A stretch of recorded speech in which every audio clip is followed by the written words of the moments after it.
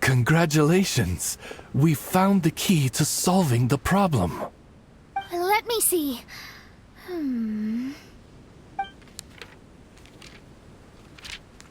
Just as I thought. This machinery, named cognitive mimicry, is capable of altering the state of people's brains. It was invented by the researcher we met earlier. His name is Persikov. According to the manuscript, the Fatui officials did not support Persikov's research. They believed he had taken the wrong path. But Persikov insisted on putting his machine to use. In order to achieve that, he disassembled the machine and used his connections to transport the parts to this deserted island. How did they find this island? The Fatui's intelligence network is not to be underestimated.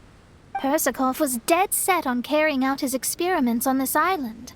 Most of his subjects were junior Fatui soldiers who all signed a waiver beforehand.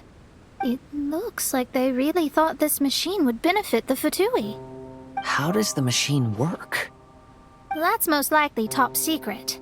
The manuscript didn't reveal any details, but Persikov did mention that the machine was modeled after the power of a god.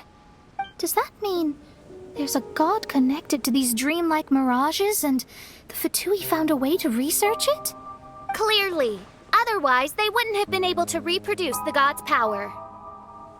Anyway, Persikov's experiment did not go as planned. The machine broke down just days after it was activated. They tried to fix it, but the technologically illiterate Fatui soldiers completely ruined the machine. Even its most important component of all, the crystalline cores, got ejected and disappeared. A testament to the importance of maintenance in all aspects of life. I believe we can all learn something from this. Persikov may be a mad scientist, but he didn't want to see his subordinates suffer. Besides, if he didn't solve the problem, he would end up going insane as well. As a last resort, Persikov went out on his own to look for the cores. But he was just a sickly researcher, unfit for the task. He had to give up. Then, Persikov went searching for the soldiers who had gone mad and strayed from the group, and took them to a hidden cave. I think that was where they were at the day we arrived on this island. Persikov was taking a strong Fatui soldier somewhere. Yes, it took Persikov all of his strength to get all the missing soldiers into the cave. He tried to snap them out of it with music and poetry, but nothing worked. We came here once, but there was no one around. Come to think of it, that must have been the day Persikov was busy gathering the soldiers into the cave. There's good news and bad news written on the last few pages. The good news is, Persikov managed to figure out the location of the crystalline cores by piecing together the snippets of information he could get from the delirious soldiers. The bad news is Persikov failed to revive them and eventually succumbed to the device's influence himself. The last few pages of the manuscript are just unintelligible drunken scribbles. It appears that the responsibility for this issue now falls to my retainers and I. There's a map in the manuscript. The markings should indicate the locations of the crystalline cores.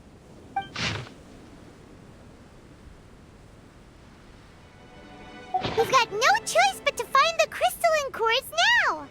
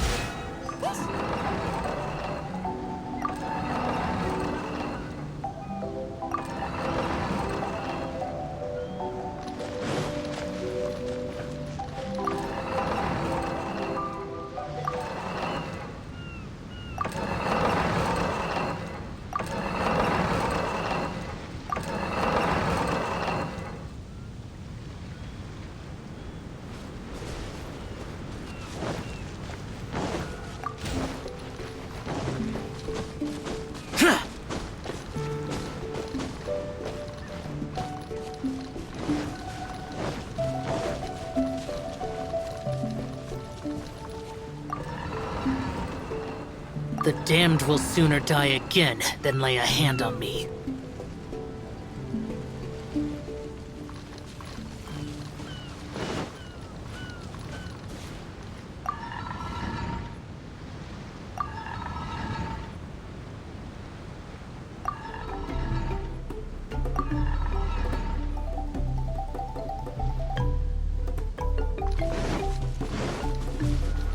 We found all the crystalline cores!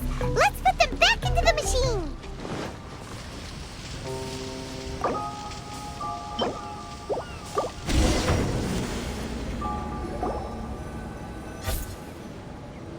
We've inserted all of the crystalline cores, Mona. Is that all we needed to do? I think so. That's what the manuscript says, anyway. Let's give it some time. Hopefully it'll return to normal.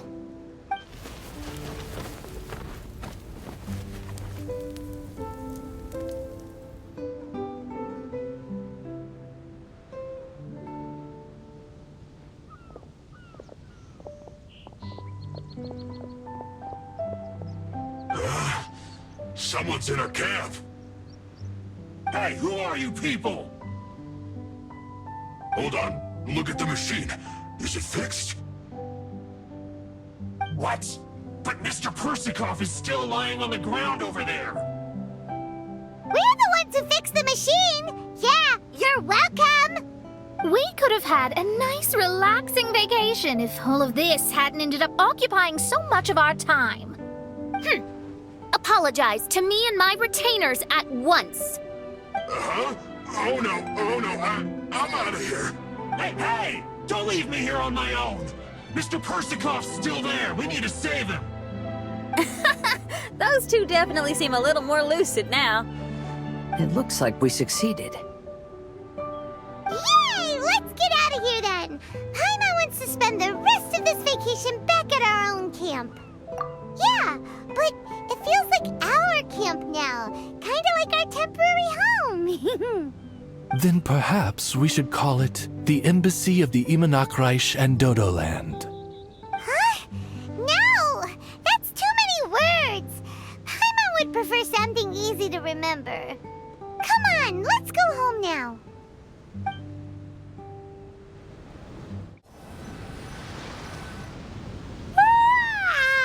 Whew. After coming home to a nice big meal, then having a long lie down, Paimon's finally starting to feel relaxed. Is the hospitality of the Imanakreich to thy liking? Paimon's loving it. Wonderful. Main Fräulein invited you all here not only to witness the arrival of our Holy Land, but most importantly, she wished that you could all relax and enjoy the summer. Great. Well, I've come to the right place. I love it here. May this place become an eternal paradise. Main Fräulein says she hopes to go on more adventures with you here in the future. Of course. And you should come find me and Leah when you get the time. I'll show you around. Oh, also, my friend runs the best restaurant in Liyue. I'm sure you'll love it. If you're into opera, you should go see Yunjin. She's the nicest person, and she likes making friends with new and interesting people. I'm sure the two of you will have plenty to talk about with your shared passion for theatrics. Oh? If Lady Xinyan speaks so highly of it, then I must entertain the idea. Traveler, I have a suggestion. There's a snack called roasted lavender melon in Inazuma, which goes rather well with fish. Why don't we roast some fruit and seafood for dinner tonight? Oh? Did you try it in Inazuma? That's great. You know, I want to follow your example and travel around the world. Hopefully, I can also make good friends along the way. That means a lot coming from you. Ah, you're all here.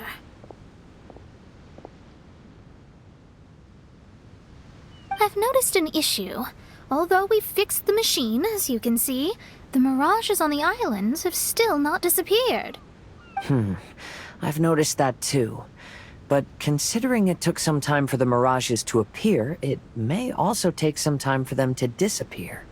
Yes, that's definitely possible. In other news, my scryglass seems to be working fine now. The divination results are also looking about right. Although there are some parts in the results that I don't quite understand. It's as if there is some sort of power surrounding us, and it's still watching us. Do you think it's caused by the machine, or perhaps Persikov? Sorry, I'm also not sure. All I know is that the power is not hostile at the moment. Whatever it is, it doesn't seem to harbor any ill will toward us.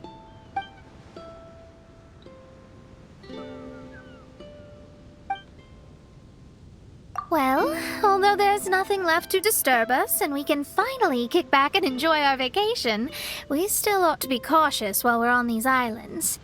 I will keep seeing what the stars say every day. I promised Fischl that I'd be her guard. I can help. Good. I'll be counting on you. Goodness knows why those girls are so carefree about everything. I suppose it falls to me to be extra vigilant. Oh, coming. Oh, so we're gonna call the Tone Deaf Bard, right?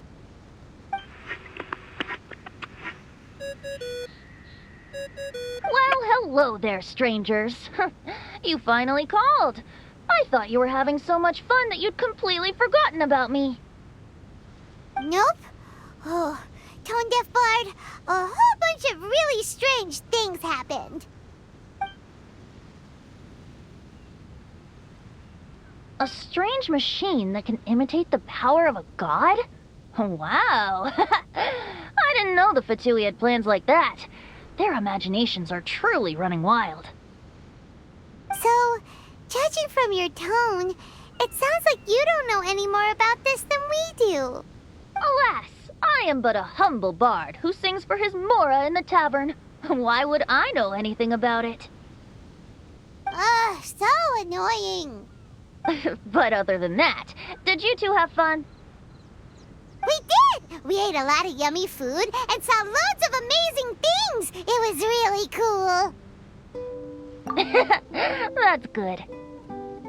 The point of traveling is to record any feelings stirred along the way. As long as you had an unforgettable experience, this journey has served its purpose. As for the mysterious voice, although we don't know who it was, not only did she not harm you, she also helped you to gain a better understanding of each other, right? If you look at it that way, maybe she meant you well. I mean, if she was able to intercept Alice's communication tool, I'm sure she's also plenty capable of attacking you. Tone Deaf Bard is right. I'm glad to bring you some peace of mind. Just enjoy your vacation to the fullest, and don't forget to tell me all about the marvelous mirages when you get back. I want to record all these beautiful memories and turn them into ballads. Every summer will become an unforgettable song. Then I'll just wait for your return. Happy vacationing! If Tone Deaf Bard thinks it's okay, then maybe there's nothing to worry about. After all, Tone Deaf Bard is still a god. We should probably trust him. Let's head back. We don't want to keep everyone waiting. Hold on. Didn't Fischl say earlier that she's going to catch some crabs? Oh, Paimon wants to go too! Now you have solved the mystery. Doesn't it make you feel happy? Satisfied? Don't worry, I won't hurt you. I'm just a little bird that sometimes flies by these islands, and am now watching you from far, far away. I just so happened to sense a power here that has something to do with me. I was curious, so I landed on the beach to quietly watch everything that took place on these islands. It was fascinating. The ones who came here to work were so busy, and yet I still saw genuine smiles on their faces from time to time. And then all of you arrived later on, bringing your glorious dreamscapes and wonderful willpower. Your dreams are like the pure and delicate bubbles floating on the water. The more beautiful the illusion, the more it fascinates me. I'm not able to travel myself, but I do admire free spirits like yourself. So, I helped them design a little something for you all. I hope you liked it. As I said, I don't have an agenda. I'm just a little bird. I stopped here to admire your lives, joys, sorrows, and all. You are a special person with a unique and brilliant glow. I decided to communicate with you in this way because I'm really curious about you. There's no need to wonder about my name. Maybe one day in the future, we will meet in another place. When that time comes, I think you'll be able to recognize me.